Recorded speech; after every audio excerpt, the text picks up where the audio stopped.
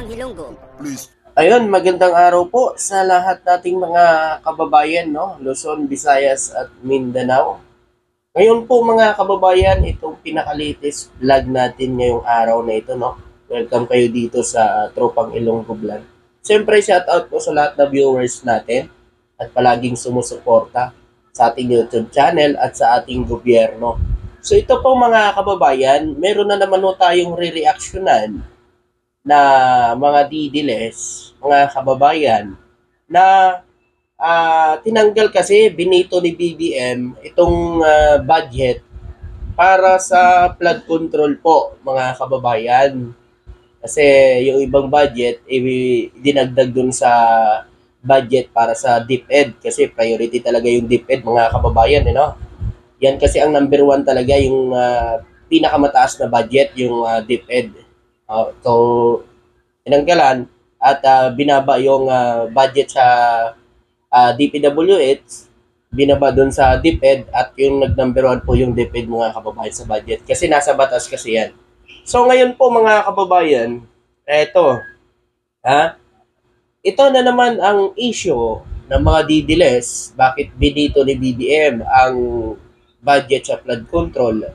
Eh di ba nga mga kababayan, nung kasagsagan ng bagyo, inahanap nila yung budget sa flood control. Mga kababayan, di ba?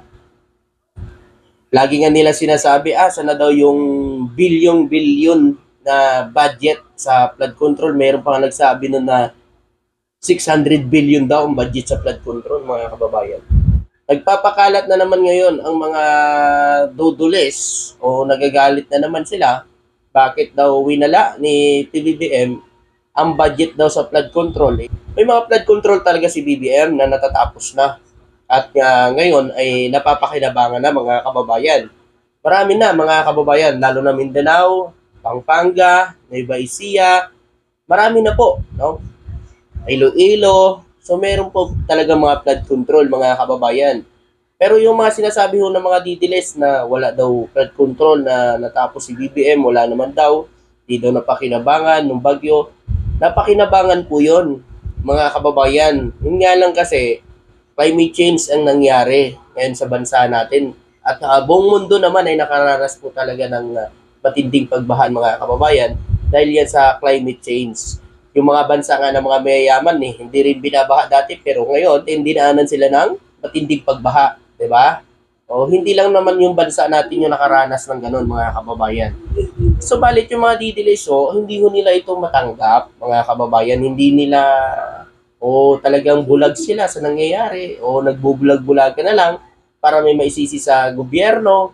Parang ganun naman ho yun, mga kababayan, para lang ho may maisisi, no, sa ating Pangulong BBM, ng ating mga ibang kababayan dyan, ng mga didiles.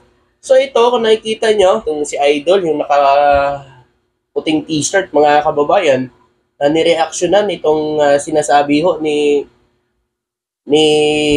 Rosalinda, mga kababayan. Kasi nung panahon na yan, mga kababayan, si Rosalinda, laging bukang bibig niya yung flood control ni BBM. 5,500 flood control ni PBBM, kung saan na daw yun, ano nangyari. So ngayon mga kababayan, binito ni BBM, winala yung budget sa flood control, naggawa na naman itong si Rosalinda, mga kababayan. Wala akong papuntahan talaga ang gobyerno ho sa mga taong ganito. Walang magandang nagagawa ang gobyerno sa mataong ganito, katulad ni Rosalinda. Kahit anong magandang ginawa mo, 'di ba? Sa mata ng mga taong to, wala hong maganda sa kanila, mga kababayan. Basta't ang isip nila, sirain lang ang administrasyon. Iyon lang talaga ang punot dulo yan. Kaya kahit anong maganda na gagawa ni BBM, kahit anong desisyon ni BBM, sisirain talaga nila, no, ang presidente, ang gobyerno, mga kababayan. Kahit nakikita na kanila, mga kababayan, na umasinso na yung bansa natin. Diba? Nakikilala na tayo sa buong mundo. Nung panahon ba ni Duterte, ano ang tinitingala? China. Diba? China ang tinitingala. Hindi nakikipagkaibigan sa mga mayayaman na ibang bansa. Ayaw nga sa US. Minura pa nga si Barack Obama. Diba? Ayaw niya talaga daw sa US. Gusto niya na lang daw sa China. O ano nangyari sa atin ngayon diyan sa West Philippine Sea na mag-jet ski pa siya? Walang nangyari. 'Di ba? Oh, ngayon kay BBM na ipinaglalaban ang karapatan natin diyan sa West Philippine Sea kahit anong panggigipit o panghimasok ng China. Tuloy pa rin ang ating gobyerno sa pag-iit ng karapatan natin diyan sa West Philippine Sea dahil atin 'yan. Ha? Atin 'yan mga kababayan, walang karapatan ng China ho na pasukin ang ating mga teritoryo dyan sa West Philippine Sea. Wala silang karapatan dyan, isang singkong duling o isang kusing na lupa o isang kusing na mga teritoryo natin dyan sa West Philippine Sea. Buti na lang talaga, si BBM po ang ating naging presidente dahil ipinaglaban ang ating mga teritoryo. Di ba? Ito, tinan nyo to. Ito yung reaction ng idol natin to. Action niya ito mga kababayan. Ano ba yan? Dating hinahanap yung budget ng flood control at ngayon nabito. Bakit daw tinanggal yung budget? Ayan, di ba? Kasi mga kababayan, dati talaga garapalan po ang kanilang pangbabatikos kung saan na daw yung flood control ni BBM. Eh nung sinabi ni BBM, sige, imbestigahan nyo ang flood control, walang problema. Willing ang Pangulo na imbestigahan ng flood control. Eh nagsilabasan ngayon, pinost ng mga kababayan natin kung saan may area na mayroong mga flood control. Nagsilabasan ngayon. Nagsitahimik ko ang mga didilis. Naghanap ng another issue para may maibato kay Pangulong Bongbong Marcos. 'Di ba? Alam nyo, sa dami-dami ng binitawan na salita ng mga didilis o paninira o mga akusasyon sa ating Pangulong Bongbong Marcos, ni isa po mga kababayan, wala pa silang napapatunayan, wala pa silang inilalabas na ebidensya na nagpapatunay at dinidiin ang ating Pangulong BBM na ginawa yan.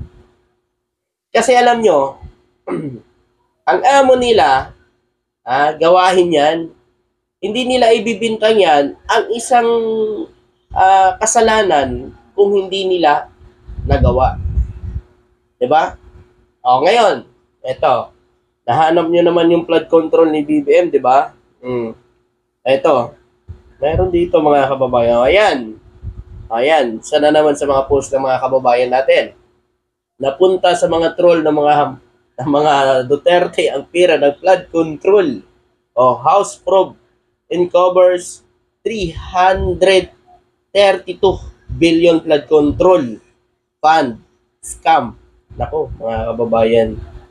Ayan, 332 billion flood control fund scam under Duterte admin.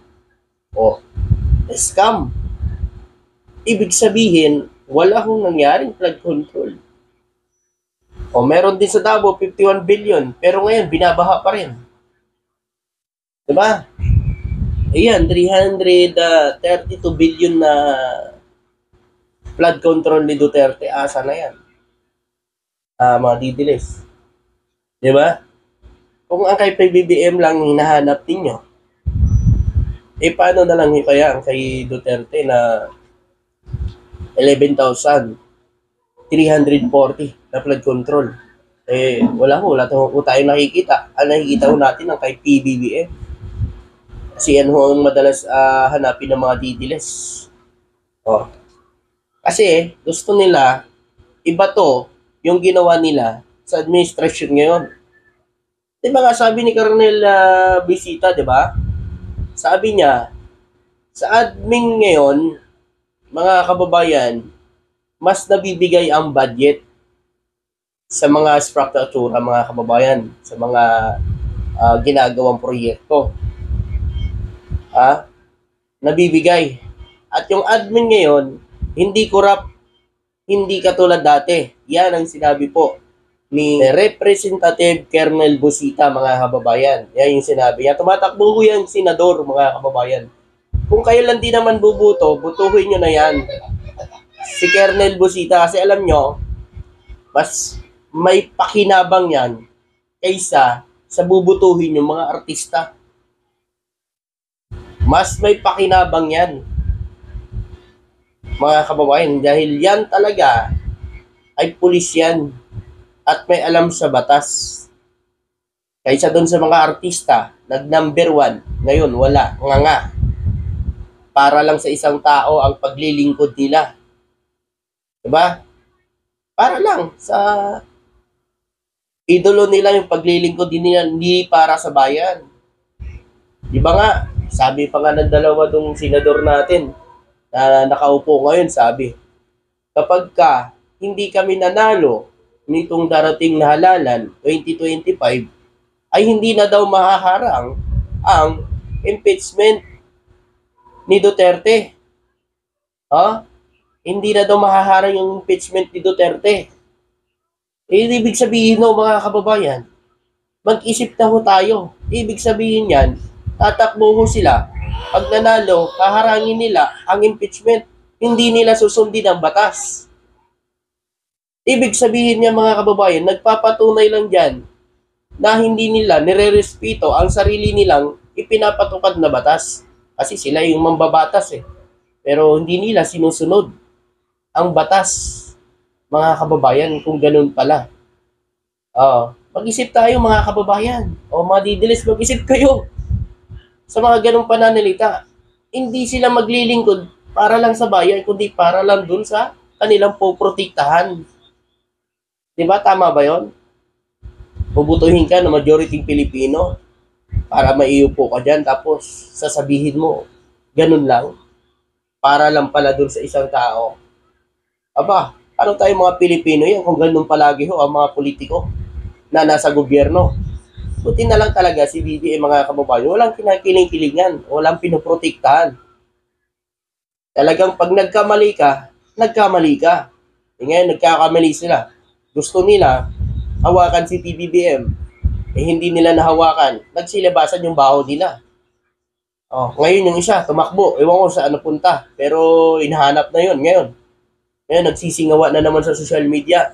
Kung ano na naman ang binibitawang salita. Eto, share ko yung sinabi niya, mga kababayan. Yan, nakikita niyo yan? Kilala niyo yan? Kilala niyo yan? Naku, wala na ngayon sa bansa yan. Nagtatago na yan. Kung walang kasalanan yan, hindi yan magtatago, mga kababayan.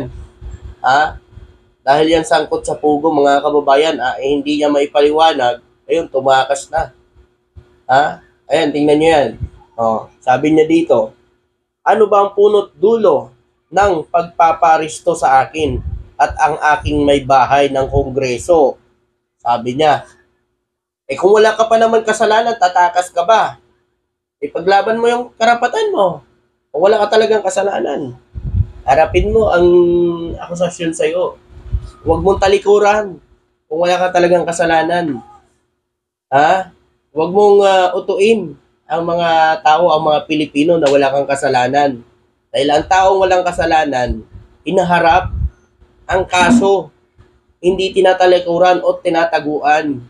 Si Dilema nga, nakinasuhan nyo, hinarap yung, hinarap yung mga akusasyon nyo. Kinasuhan nyo, nakulong ng ilang taon. Inarap yung kaso na yon. At ngayon, napalaya. Sisisihin nyo si BBM. Dahil daw pinalaya si Dilema. Sino ba ang kumaso niyan? Mga kababayan,